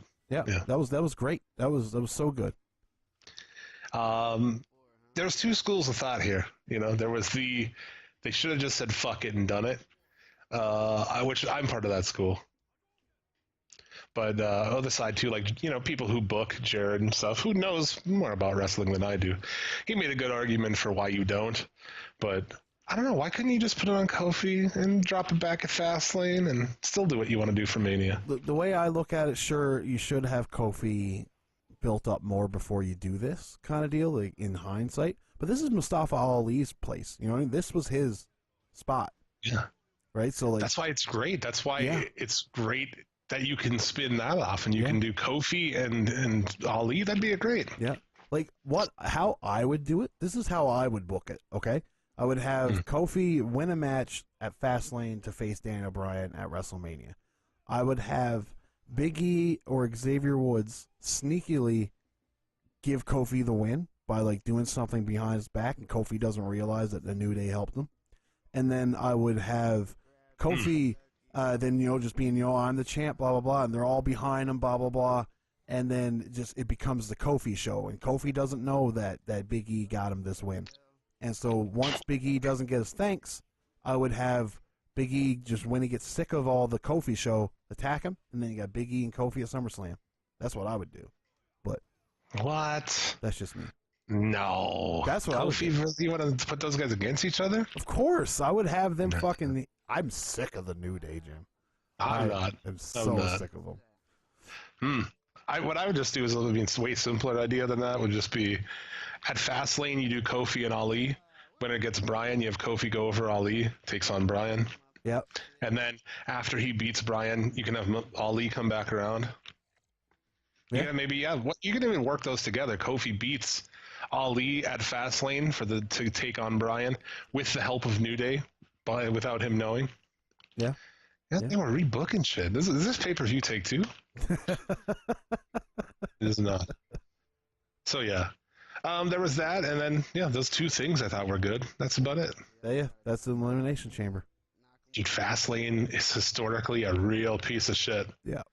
Yeah, it really is. I'm not looking forward to the show. Can you believe we're Mania season? We're like a month and a half away from Mania, and wow, this country's in shambles too, but this company is also in shambles. Yeah. It's kind of a similar deal. They're both ran by crazy, stubborn old men who are really fucking children. God damn. Anyhow. Essentially. Moving on. What is going on the Federation, man? We just released the Bash at the Beach 1996 episode, which is the formation of the NWO, also with a Great Psychosis Rey Mysterio match, and you also get to see Joe Gomez. So, cheers to that. After last week, and I mentioned the shit, did you look into that at all? What? The lore of Joe Gomez? Oh no, I didn't know. It's out there, dude. I'm telling you, it's out there. I think Travis might have brought it up or something. I can't remember. I might have mentioned it on the show. I can't remember now. He's like, there's so many stories about Joe Gomez, and I'm like, I don't have no idea who he is. Even though he was around at the time I watched it, I cannot remember that at all. He's a shit wrestler, that's for sure. I'm not sure that Joe Gomez isn't what the fuck is that shit called? Like the Bernstein Bears deal? The Mandela effect. Yeah, maybe it's a Mandela effect that Joe Gomez is actually real or not. Joe Gomez was the captain of the New Jersey Devils for a little while. The same guy? No. Different Joe Gomez. No, sorry, no, Scott Gomez. Scott Gomez. Oh. My bad. And also, you can check me out on the Semi Awesome podcast if you want. Cool. There you go. There it is. Check that shit out everywhere. Pay-per-view take 2. Coming up, we have Halloween Havoc 2000. I guess it's fucking ridiculous. I haven't watched it yet, but we're looking to record that here very soon. Much sooner than the last episode. Because this one's going to be actually fun. Is this one what do you call it? Fucking the Mark tier or whatever? Money Mark tier. Money Mark tier. Was this a Money Mark episode? It is, yeah. It is. Who's this guy? Last one Who's the Money Mark? B-Rad Brad. Ooh, B-Rad Brad. Yeah. The last one was Big Body Sam, and he just did us in so bad with that Great American Bash 2004. There's nothing I can do. There's no jokes I can make. There's no... This is bad. There's nothing. This is nothing, man. So I don't know. But listen to that episode. Anyway, I don't know. No jokes aside, listen to that episode. Yeah, right. So enough of that shit. I guess we didn't do this Mark Tank. We advertised it, so I suppose we have to deliver. You might as well. Even though I feel like this is a long show already. I mean, a little long. Whatever. What are you going to do? We'll get to Mark Tank after this message from our sponsor. Hurry into 7-Eleven for cool Slurpee drinks and 3 WWE collector cups featuring The Rock, Lee and the Hardy Boys, and Rob Van Dam. Hey, great Slurpee. Wrong cup. Try this one. It's Rob Van Dam. Sure thing, Mr. Dam. Mr. Van Dam. Hey. Try Coca-Cola Classic or the new Bruisenberry in WWE collector cups. Collect all 3. Or collect just one. Oh, thank heaven. Hey, Rob, I got one for you, too. Mark is a guy that pays his last $20 on crack cocaine. Mark is a guy that believes that OJ didn't do it. And Mark is each and every one of you son of a fucking bitches. I'd read Mark's comments off social media as they are typed for all of our entertainment. This is from the pay-per-view. It is mostly, I believe, I don't know. We'll see what we got. I don't even really remember what we got. Want to go straight? Choo-choo. Choo-choo.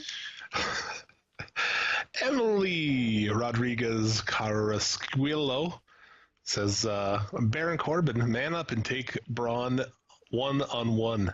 What a pathetic display of a man you are that has to depend on others to have a win. Do disgraceful. Do disgraceful. Yeah. Just do disgraceful. Oh, we didn't even talk about that. What a pile of shit that was on Elimination Chamber. 3 guys come out like, oh my god, you're booking a Braun Strowman. Also, did you notice they did the Shield thing? Yeah. That's why I feel like Roman Reigns might be coming back, but I don't know where you'd do it because Rollins is obviously tied up. Yeah, I don't know. Anyway. I don't know. Who gives a fuck? Richard George Julien says, I wouldn't be surprised if half the wrestlers in WWE left by the end of the year. Half of them, dude. Half. All fucking about 200 people will leave. Yeah. Where are they going to go? I don't know. Oh, man. Temi Tope says, I just hate this WWE. Why must they allow someone else to intervene in a match like this? You all suck. Yes, you do. You all suck. Yeah. Oh, this one's pretty good, too. I didn't even notice this one. Nathan Cullum, we need the Shield back to take out these fools. Make it happen. Give Ambrose the contract and creative free range. And when Roman's ready, destroy them. Yes, let's give Dean Ambrose creative control. Yeah. Oh, dude, why not? No, that makes perfect sense. Yeah. Michael F. Gallagher, if this and the way Becky Lynch is going to be treated, then I guess it will be time to cancel by WWE channel subscription. Well, I mean, at least to fool somebody with the heat, I guess. Yeah. Shane Adams, well, officially done watching wrestling. Same reason I quit watching it before. Never watching another match. Thanks, WWE. You just lost another one. So what did this one, what was this catalyst? Oh, I don't know. Who knows? I think this is all had to do with the Braun Strowman shit. I don't know. Who knows? It was after the pay-per-view. Yeah. He's never watching wrestling again. He's quitting all of wrestling. That's because WWE sucks. WWE. There's so many people, dude, who like that. They're like, I quit watching. It's like, dude, there's actually good wrestling. Lots of it. And it's like super easy for you to get. Like 3/4 of the people that don't watch wrestling that I ever interact with don't have a clue that there's anything outside of WWE. It's weird. Back when wrestling, like WWF sucked. Oh, well, that's been for a very long time. But we had to go out and get fucking tapes and shit, man. Like, we tried that hard to get good wrestling. All you got to do now is just, like, go to YouTube and watch MLW or something. Yeah. You know what I'm saying? Jesus Christ. It's very easy now. Like, just sign in the New Japan World. Boom, done. $8 a month, you can watch fucking the history of New Japan and, like, have your balls blown off. Let's see. Richard Logan. This is about Kofi. Says Vince is as racist as you can get. Wasn't surprised by this. Glad that AEW is entering the picture to do away with the burying/mocking WWE does with its minority wrestlers. Hope to see Rusev in AEW. Rusev's not a minority. Well, I mean, I don't know, he's from Europe or something. That doesn't mean minority. He's Caucasian. It's from Bulgaria. He's a Caucasian from Bulgaria. This one's weird because it's just like in the middle of a thread about Kofi, about that main event. This Ferris Greer just says, Mr. Rakim, I love you to death. The movie on YouTube, a.k.a. Ferris Greer. Win 5,000, now watch. I don't know what that is. Yeah, like, what is that? What the fuck does that even mean? I'm just laughing because of the absurdity of it. I have no idea what it means.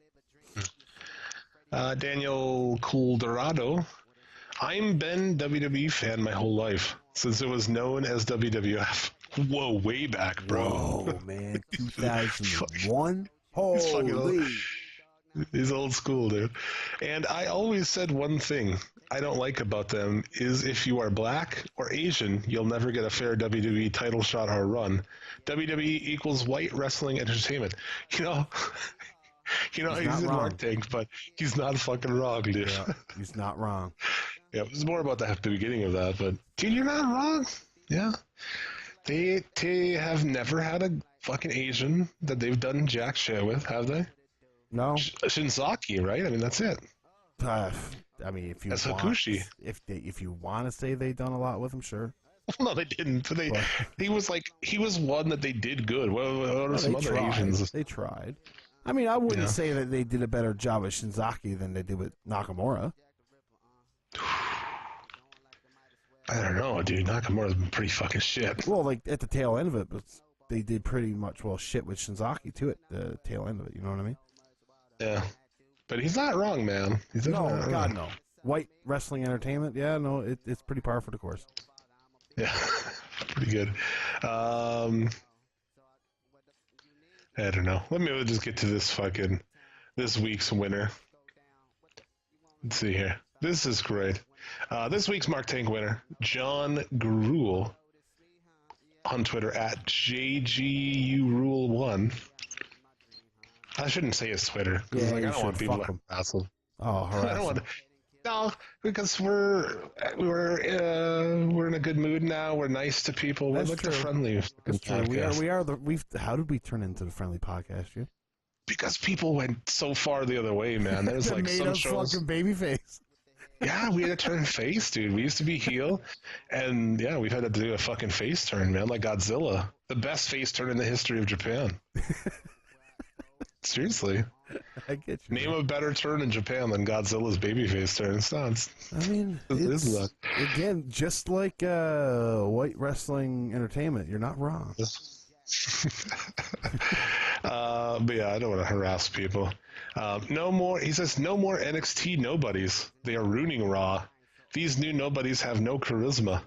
Decent matches, but we watch WWE to be entertained as well, and these fools can't touch Attitude Era wrestlers on the mic or in segments. Fair enough. I mean, they weren't given a shot to see most of them on the mic because Ciampa's great on the mic. Yeah. But yeah. Says your winner, John Gruel. What you just said is one of the most insanely idiotic things I have ever heard. Everyone in this room is now dumber for having listened to it. Totally forgot that there was a button I was supposed to press. Hey, shout out to Chico was here on Twitter for sending that one my way. You can send over Mark Tank comments. I might use them. Sometimes people send me ones and I'm like, eh. So, but if you find some good one, I might fucking use it. So shout out to him for that. I also want to give shout outs to our fucking podcasting and YouTube, everything else, content creator friends. Let's go with that. THT Podcast, Nuclear Heat Graphics, Shooting the Shiznit Podcast, Sat Pod, The Strap, Wrestling's High Marks, Get in the Corner, Yuck and Daga. What else we got? I haven't talked to those dudes in forever. They might hate us now. I'm not sure. Who knows? Still love you guys. Give me a hell yeah, dude. Hell yeah. Hell yeah. We'll be rocking down the soundboard until he tells us to take it off.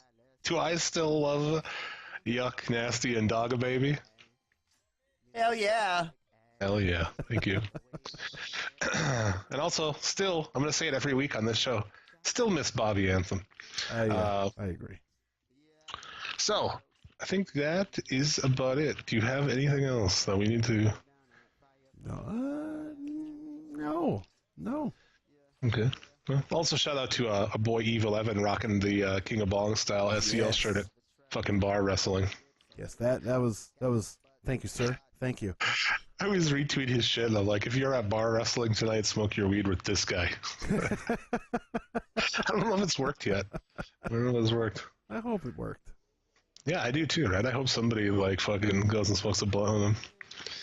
I'm jealous of those. I'm jealous of people who get to go to those fucking bar wrestling shows. They look like a ton of fun, even though there's no chairs, dude. Yeah, can I bring my own chair? I don't think you can. Fuck off. I don't want to stand. Do you want to stand? No. And Evil Evan's excuse was, I stand all day so he can stand. I stand That's why you all should day. want to sit. Exactly. Yeah. I stand all day. I don't want to stand. Yeah. Who, on a Friday night after you work all fucking week, you want me to stand? The concerts are the same way. I'm 37. You fuck off. I'm not standing. Speaking of which, I got tickets for a concert this week. Good. Where are you going? We are going to see Marilyn Manson and Rob Zombie in 2019. Hey, you know what though, man? That's going to be a spectacle of a show. It should be. Mrs. Vicious has wanted to see Marilyn Manson forever. I was a huge fan back in the day. Actually, I like his new album too. I'm not even gonna lie. I haven't listened to Marilyn Manson for years. Dope Show is probably the last thing I heard. I don't like Rob Zombie though, but they both put on crazy spectacle shows, and that's good enough for me. Yeah. When is that concert? It's July. Oh wow. Yeah. Way out. The whole tour is like really weird, man. It's through Canada and Montana, North Dakota, Minnesota, Michigan. It's very just like this upper kind of area. Huh. I heard they were coming here. I'm going to a show of Pop in March. So what's that? Oh, it's just like a Canadian punk band, really. Did you see the tour? I think the tour of the fucking year so far. I wish I could go to, but it isn't coming anywhere close to here. Coheed and Cambria, Mastodon, and Every Time I Die. Oh yeah, that was what's it called? The Unheavenly Skies tour. I don't know. Yeah. Well, Mastodon's playing Crack the Sky in its entirety. And Coheed's new albums, they have Unheavenly Creatures, so they're just calling it the Unheavenly Sky tour. Are they just playing their new album or what? Who, Coheed? No. No, it's just it's in support of their new album. Yeah, which is fantastic as well. I've seen them on their Unheavenly Creatures tour myself. I've seen Mastodon before. I haven't. Yeah, I saw them on, I don't even know what tour, but no less. I will say this, though. I will say this. Seeing Coheed live is not a bad thing, man. They're fucking great live. We're both nerds for that fucking band. Oh, yeah. I think that was a big part of, like, when we first met, we're like, you like this fucking band, too? Yeah. I'm a total nerd for this fucking band, too. Good shit. I think that's it. Got nothing else? No, I got, that's all I got. I'm tapped out. Yeah, well, there it is. We thank you very much for listening. We'll be back next week to recap everything that happens. The next wave of releases, possibly. The next big fucking debacle if somebody's upset. The next infidelity fucking scandal. Yes. Because WWE is it's a haven for that sort of shit. Oh, man, it's like the Olympics. People just fuck. Everybody cheats on their wife there. Yeah. Yeah. No. So, I mean... Still haven't seen Bray Wyatt, or no, JoJo's not on TV anymore either. You know. No, apparently, because I think somebody asked Dave Meltzer that question, like, what happened with JoJo? I was like, she's not on TV anymore. She's been taken off TV or something like that. Like, obviously, Dave. That's why somebody's asking. Sometimes maybe he'll give you some ass question or answers. Yeah, he will, dude. Yeah, he fucking will. Or he'll shake your hand backwards. Yeah, with a clipboard in his hand. I like Dave Meltzer. I think that a lot of fucking podcasts wrongly shit on that guy and then cause all their listeners to be fucking assholes to this guy. Yeah. For no reason. I don't understand a single reason why you should be a prick to that guy. I don't get it. He literally says nothing bad really about anybody. You know what I mean? Like nothing malice, nothing of hatred. Yeah. And then everybody takes everything he says out of context. Like the other day he said he was asked, because Vince hates old people, when do you think Michael Cole will be replaced? And he was like, with the way Vince works, it could be any day. Who knows? The next day, what do you see reported? Michael Cole to be taken out of fucking announce position. It's like, oh my God. You guys are so stupid. Yeah. But people, they perpetuate this hate for the guy with their listeners and with their readers. You know, Bruce Pritchard's a big one for that shit. That's his gimmick, you know what I mean? Well, dude, your gimmick is sending hordes of people to be a fucking prick to this guy for no reason. Like, take the critic side of it out. Just the history that guy knows and the history he's shared and kept alive, and I don't know, dude. Whatever. Yep. No, I agree. Like, I'm just over being cunts, you know? Yep. Like, we're still going to have we'll still be, you know, rude to wrestlers and make fun of wrestlers and shit. I'm not going to go that far, but, like, just stop being dicks to everybody. We close this show out with the same thing every week, and people need to take it to heart. So, I think that's it. We're ready? You should remind them what you say. I will. As always, may you get all the dick and or pussy you desire. You know, that's whatever you like. Maybe you like both. Maybe you like one. Get all of that shit. Take a train. Maybe a ghost train haze. Yeah. A winner is you because, you know, you gotta fucking love yourself, man. As RuPaul says, if you don't love yourself, how in the hell are you gonna love somebody else? How in the hell is anybody gonna love you if you don't love yourself, motherfucker? Right. Yeah, that's it. And, as I said, most importantly, be fucking excellent to each other.